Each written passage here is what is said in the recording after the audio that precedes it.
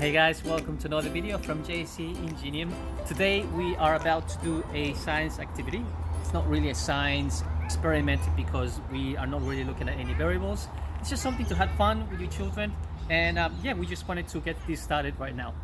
What you're gonna need, it's a nice plastic sandwich bag, I don't know what else you want to call it, and we're also gonna need some sharp pencils. Please make sure that you guys actually have them good to go. So what we're going to need is you need to fill the bag with water.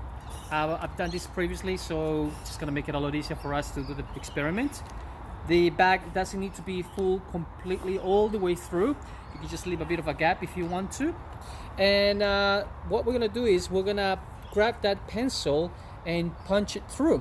So what's going to happen if I do it correctly, it will go all the way through and not spill any water.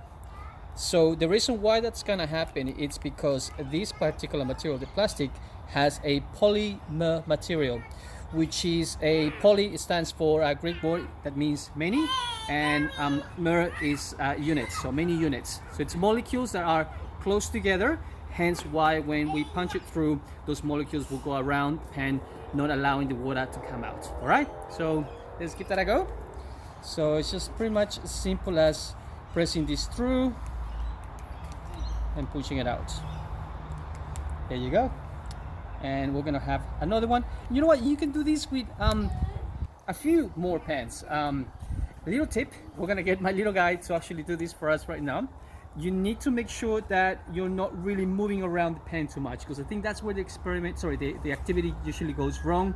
They wiggle the pen a little bit too much. So just try to make it go all the way through without stopping, and then you can have more of them through. All right, so let's see if we can actually get that. Yep, push it through all the way. There you go, look. There you go. And there you have it, guys, a quick and fast activity that you can use with your little children. And of course, all the fun comes when you start removing all the pens out. So have some fun. See you next one. Whoa!